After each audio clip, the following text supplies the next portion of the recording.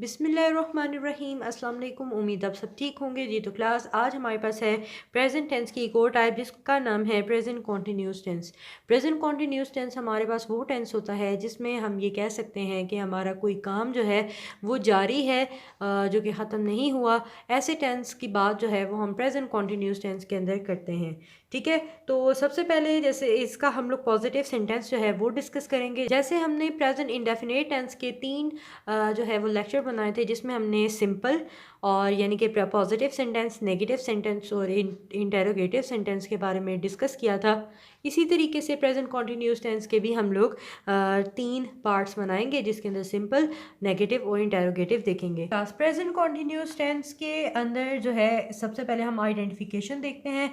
Identification के लिए हम यहाँ पे लिख लेते हैं कि कौन से जुमले जो हैं वो प्रेजेंट कॉन्टिन्यूस टेंस से ताल्लुक़ रखते हैं। हमें कैसे पता चलेगा? तो हमें पता चलेगा, ये इस तरह से पता चलेगा कि ऐसे जुमले जिनके लास्ट पे रहा है, ठीक है, रही है, फिर रहे हैं, यानी कि क्योंकि कोई काम है जो कि हो रहा है, ठीक है, इस तरह आए तो आपने समझ जाना है कि ये प्रेजेंट कॉन्टिन्यूस टेंस से ताल्लुक़ रखता है। अब हम प्रेजेंट कॉन्टिन्यूस टेंस की फॉर्मेशन के बारे में बात करेंगे कि इसके अंदर जो सेंटेंस है वो कैसे बनाया जाता है।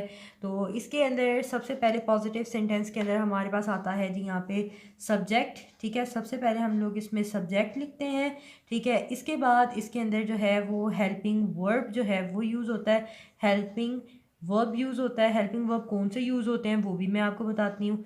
हेल्पिंग वर्ब इसमें यूज़ होना है जो कि मैं यहाँ पे लिखूँगी, ठीक है। इसके बाद यहाँ पे हमारे पास फॉर्म ऑफ वर्ब जो है, इसमें फर्स्ट फॉर्म ऑफ वर्ब लगती है, फर्स्ट फॉर्म ऑफ वर्ब लगती है इसमें, ठीक है। इसके साथ इसमें जो नई चीज़ है वो ये है कि जो फॉर्म ऑफ वर्ब हम यूज़ करते हैं इसके साथ वो ING का एडिशन हम लोग करते हैं, ठीक है। जैसे ईट है तो ईटिंग, गो है तो गोइंग, ठीक है, फाइट है तो फाइटिंग, इस तरह से। इसके बाद हमारे पास लास्ट पे आ जाता है ऑब्जेक्ट, ठीक है। फिर हम लोग लिखते हैं ऑब्जेक्ट को। इसमें जो नई चीज़ हमारे पास ऐड हुई है वो है ING। इसके अलावा हेल्पिंग वर्ब इसमें जो नया है वो हेल्पिंग वर्ब हमारे पास कौन सा है? हेल्पिंग वर्ब हमारे पास इज़, आर और एम जो है हेल्पिंग वर्ब हमारे पास यूज़ होगा। अब हम देखेंगे इज़, आर और एम किस किस के साथ यूज़ होता है।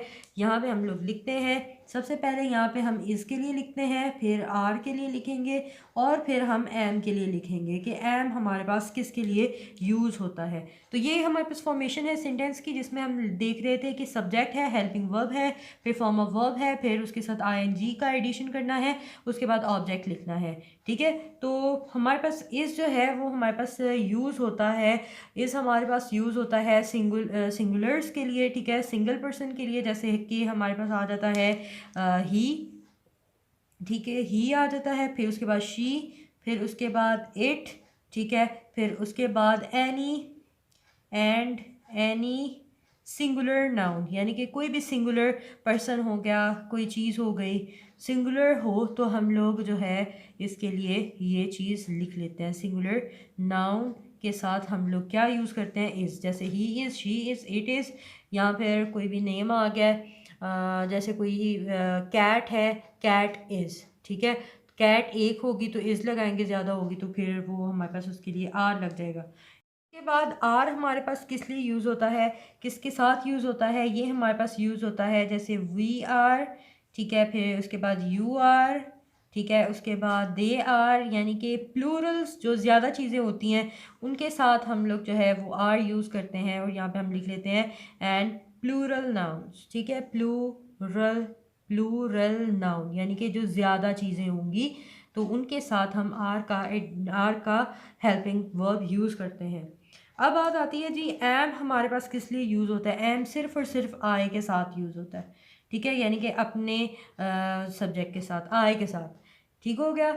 इसके बाद हम लोगों के पास ये जो है प्रॉपर हमने कुछ पॉइंट्स, इंपॉर्टेंट पॉइंट डिस्कस कर लिए। अब हम इसकी फॉर्मेशन को यूज़ करते हुए हम इसकी कुछ एग्जांपल्स करते हैं। आई होप कि आपको बहुत अच्छे से समझ आ रही होगी। अब जैसे कि हमारे पास सेंटेंस लिखा हुआ है वो शोर मचा रहे हैं, ठीक है, रहे हैं। ऐसे जुमले जिनके लास्ट पे रहा है, रही है, रहे हैं वगैरह आए तो आपने समझ जाना है ये प्रेजेंट कॉन्टीन्यूस से ताल्लुक़ रखता है, यानी कि कोई काम प्रेजेंट में अभी जारी है, हो रहा, प्रेजेंट में हो रहा है और काम जारी भी है।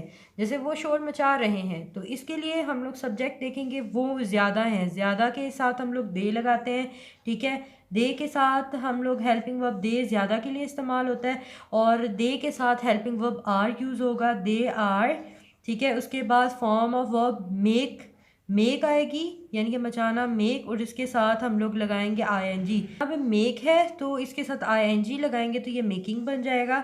दे आर मेकिंग नॉइस। ठीक है, दे आर मेकिंग नॉइस यानी कि अब क्या मचा रहे हैं, शोर मचा रहे हैं। दे आर मेकिंग नॉइस, यहाँ पे वो हमारे पास जो है वो सब्जेक्ट है, मचाना यानी कि मचाना हमारे पास वर्ब होगा।